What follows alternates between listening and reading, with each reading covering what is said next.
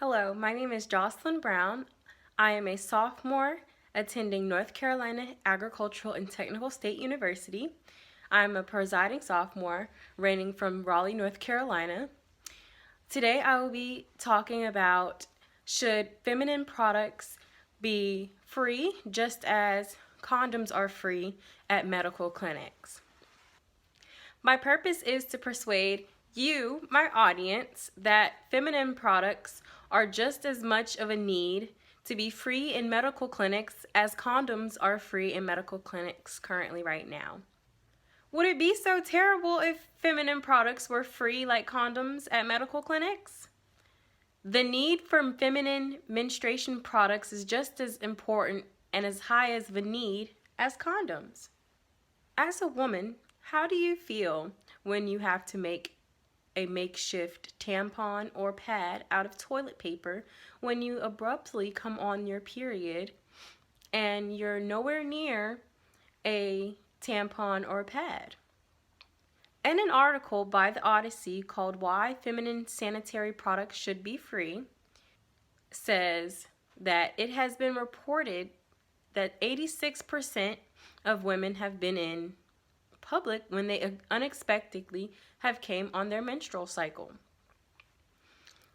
If feminine menstruation products were provided for free in restrooms in medical clinics, women would not have to worry about trying to abruptly find money to purchase expensive sanitary products to prevent from an embarrassing moment. What if you were deprived from personal hygiene? Like if condoms were not free, you'd be deprived from easy access to being protected from pregnancy prevention and sexually transmitted diseases.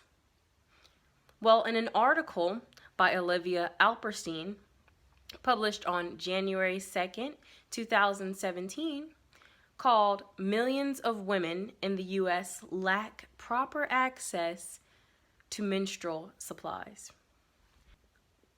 Alperstein says, homeless women have a tremendous disadvantage when it comes to fundamental feminine hygiene. Unlike prisoners who have a weekly laundry day, homeless women and people who sleep on the streets can't afford to do laundry and have no place to take a shower. This makes sanitation a real issue, especially during a period. Temporary housing locations are often overcrowded with limited supplies. Homeless shelters don't usually automatically hand out free supplies, and people rarely think to donate them. A woman in your life could be struggling to obtain tampons or simply just can't afford them, which affects their health.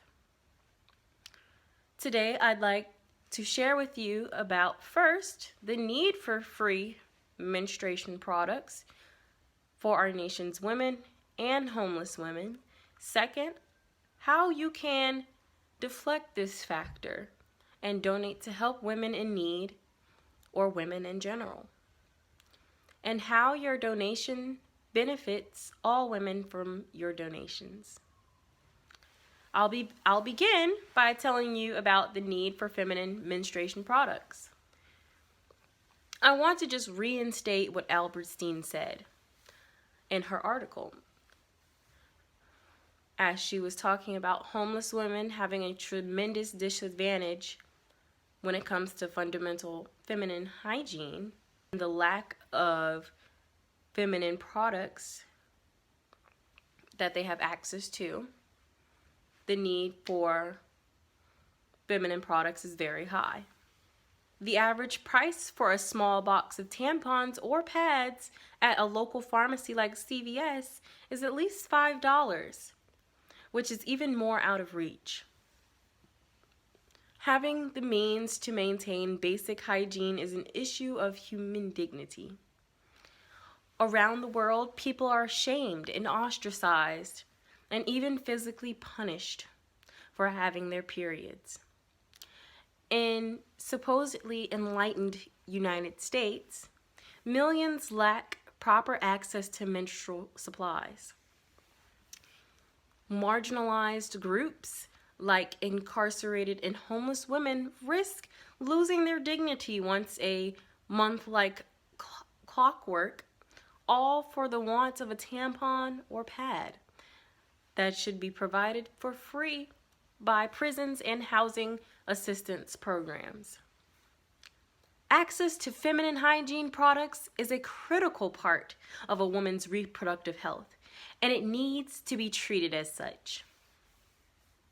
An online poll entitled Whether Feminine Products Should Be Free, like condoms, on debate.org has a variety of different answers. One poller answers yes, completely, 100%. Condoms are free and feminine hygiene products are not. Having sex is a choice. You do not need a condom. Women need feminine hygiene products as to not embarrass ourselves during our periods. It's not something any of us enjoy, so why should we have to pay in more ways than one when they happen? Polar Jon Snow has enlightened us. As you can see, it is sometimes very difficult to access feminine menstruation products for women.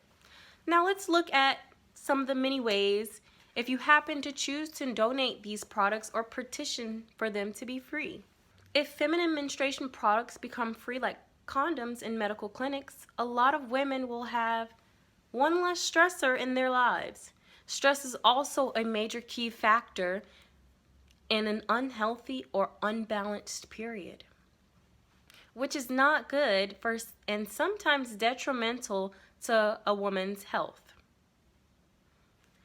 If you donate feminine menstruation products to your local medical clinic, this will lessen the amount of women who do not have access or funds to proper menstruation products, which is a key factor in reproduction rate.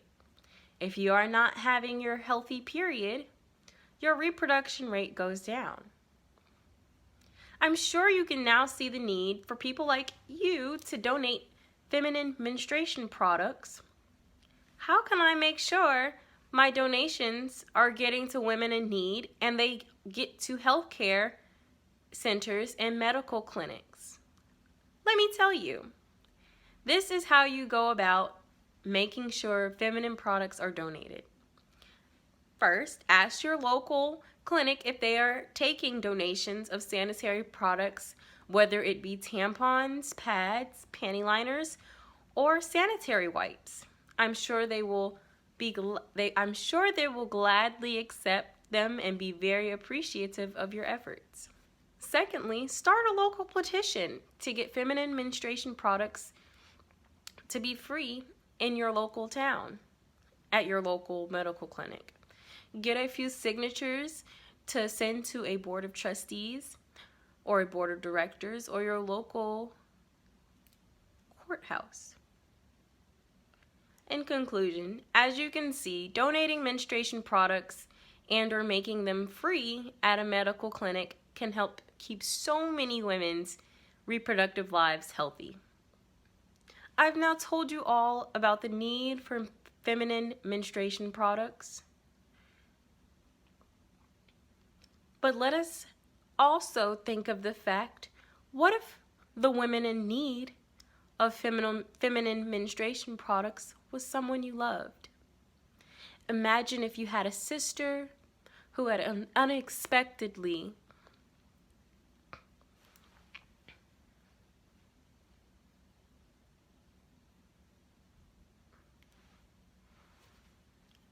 Imagine if you had a sister who had an unexpected period and had no means to accessing a pad or tampon because she simply couldn't afford it, or it was all the way across town at a retail store or pharmacy and it cost at least $13 for a good brand. Not even the best brands, which can run up to $20 a pack. An article from WebMD called 5 Things You May Not Know About Your Period said that women have about 450 periods during their lifetime, which is about $6,360 in an average of women's reproductive lifetime. Results from an article from the New York Post revealed that an average woman surveyed spends $13.25 a month on menstruation products. That's $6,360, guys, in an average woman's reproductive lifetime. That is ranging from the ages of 12 to 52. If menstruation products were free, women would have so many benefits out of it. Think of the satisfaction and possible comfort knowing that your sister, mother, aunt, or friend was provided with an essential product to a healthy, hygienic life. Just because you helped and donated feminine menstruation products to your local medical clinic or got them to be free in local medical clinics. So take that with you today. What will you do?